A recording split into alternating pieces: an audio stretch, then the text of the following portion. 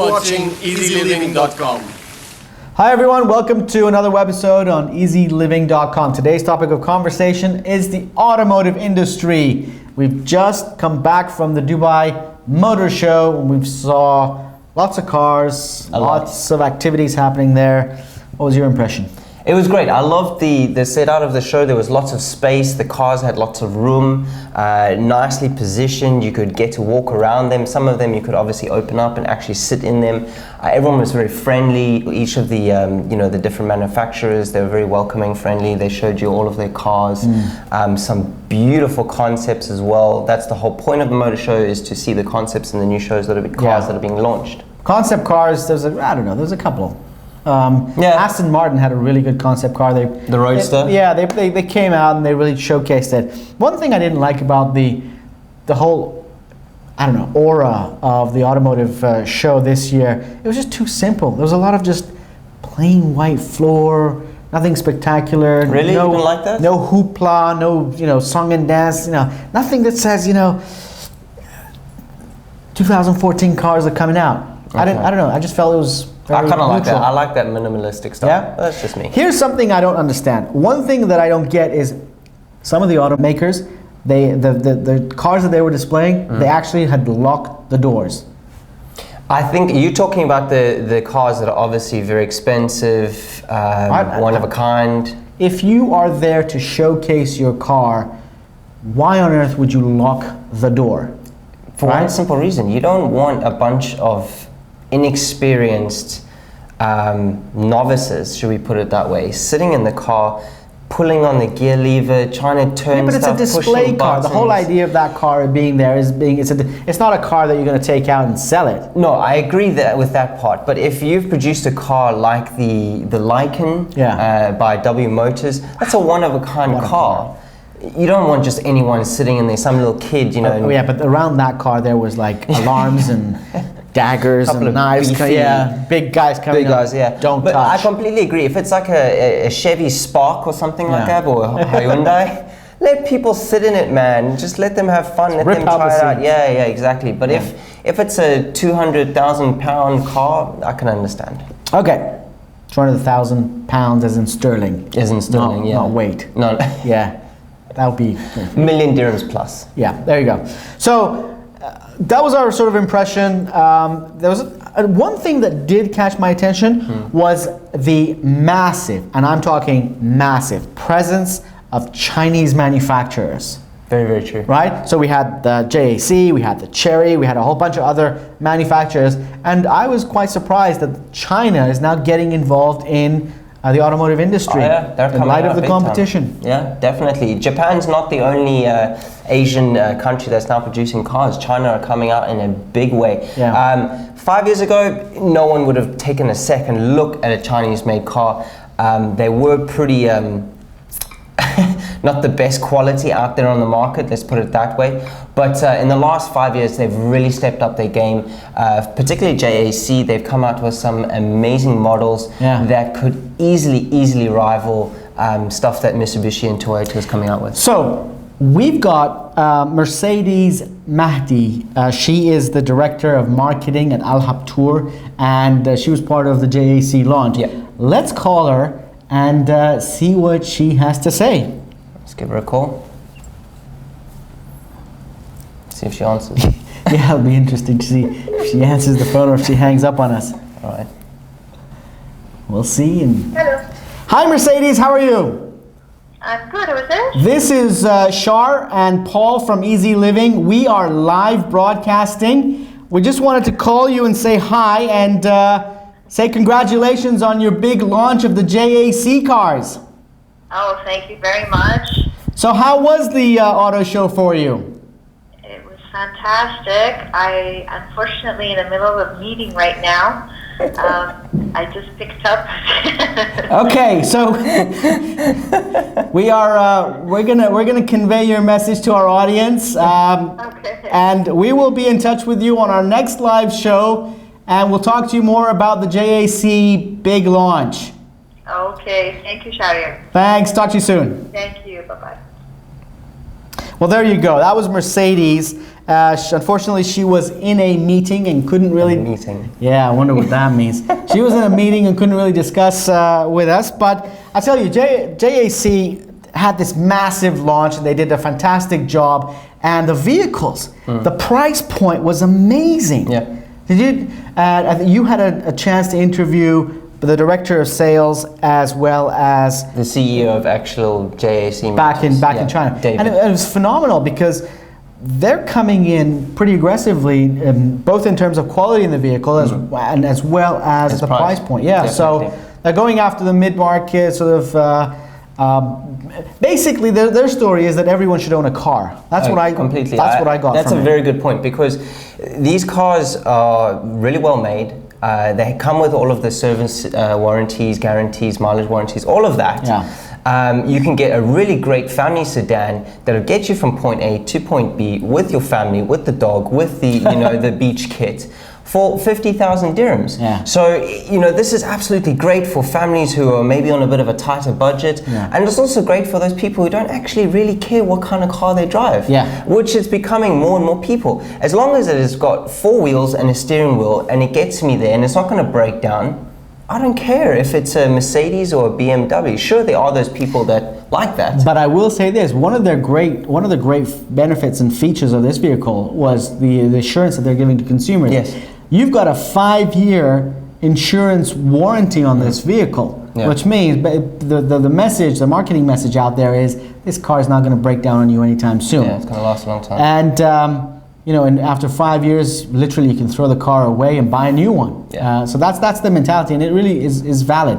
The other thing I also want to stress is the whole notion of cars being sold based on their 0 to 100 speed, because we know in all the modern cities around the world, your maximum speed within city limits is about 100 kilometers an hour, if that. And it varies between, if you're sometimes even slower. If you're in a school district, it's 25 kilometers an hour. If you're on a street highway or a wide street with 3-4 lanes, 100, 120 maximum. Dubai Abu Dhabi Road in the UAE, 140. So if a car comes out and says that you can go from 0 to 100 in 2 seconds, what does that really mean? Am I going to go up to like 500 kilometers an hour in 10 seconds? I don't think that's really no. And usually those point. kinds of cars only have 2 seats, so it's not the most practical vehicle. Whereas these are. So that is a very, very good point. But you can't exclude those cars completely. There will always be a market out there of people with the money to do it. That kind of car is it's a passion car. If you buy yourself a Ferrari, it's not because you want a great car that'll get you from point A to point B. It's because you love Ferraris, you love the history, you love the racing and automotive industry and everything that is involved with that. But I would say that is becoming less and less and less. So it is becoming a shrinking market because, again, you sit in a Ferrari, which we did at the trade show, the motor show, the Italia Speciale. Yeah, and you're thinking, would I feel comfortable in this little box here? And that I don't know, that era of exclusivity is gone because every other rich person today has a Ferrari. Yeah. So but you're right. It puts you in a state of mind. It sort of puts you in a sort of a feel-good position for a moment in history for 15-20 minutes or an hour or whatever. But then you hit the first radar and you're like, slow down again. So again, it takes that. The streets, let me put it this way. Government and street regulations are going at odds with fast cars and it's always been speed. like that. So they're head to head. I don't know, safety versus speed, the thrill. What do you think? I think you did make a good point about it. It's being in that moment, it's sitting in that car, it's being part of history. And I've driven Ferraris, Lamborghinis, the R8s, you name it, any sort of supercar I have had the privilege of driving on. I haven't driven any hypercars yet, I'd love to. But when you sit in there, it's just, you can't describe the feeling, you honestly can't. It is absolutely awesome. And for me, if you can blend together that feeling with the practicality of a normal car like the Audi R8, you've hit gold. The Audi R8 is amazing.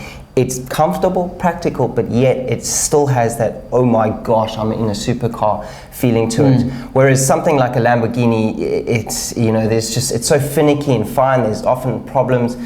So, you know, and obviously not everyone can afford a Ferrari, but everyone can afford a JAC Motors vehicle. Sure. What do you think about the Nissan GTR? Love it, love it. A vehicle for me that is able to go from 0 to 60, and you said that no one really cares about that, but I do. In the time that a GTR does with a V6 engine, it's absolutely phenomenal. But it's because of that Japanese precision and technology that you get in there that can easily outdo some of the V8s on the market, especially by the American motors, you know, manufacturers, where it's just a big engine and then you have to customize it and make it go really fast. Whereas the Japanese have taken a small engine and they've just tweaked it, made it so. But you do get the feeling that you're in a, you know, like you're in like a Daytona kind of race. And you feel like you're in the middle. You feel like you're sitting inside of a PlayStation. Because there is a lot of PlayStation graphics that have been used in the GTR in terms of the screen. Well, we saw that with Toyota, right? Toyota this year during the exhibition had a PlayStation console.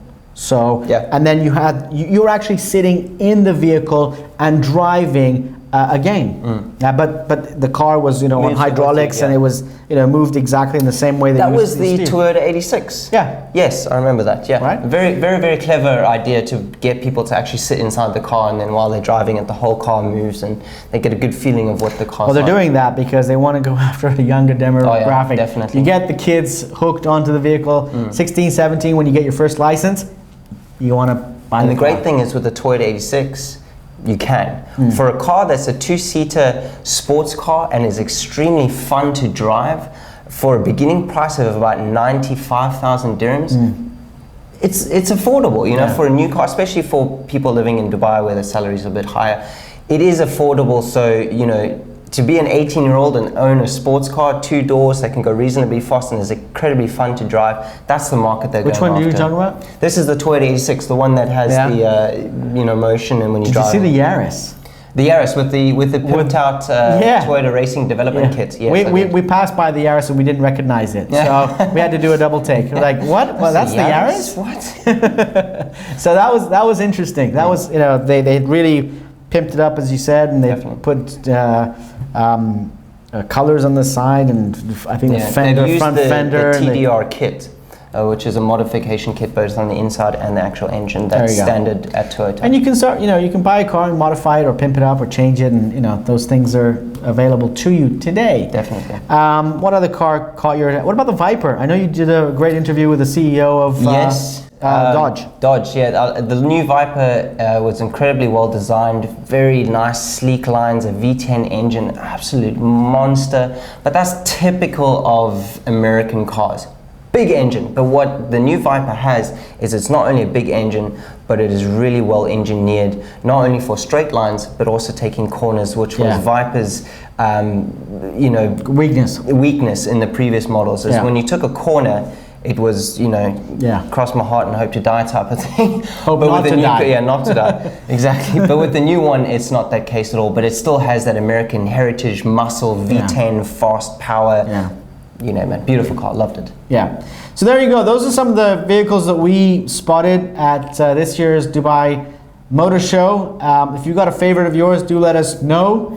And please feel free to like us on Facebook, Twitter, and take some pictures. Email. If you do have any pictures that you took at the motor show, put them on Instagram and hashtag us with eZeLiving, and we'll share them in the next webisode with everyone. Make sure you email subscribe on our website, eZeLiving.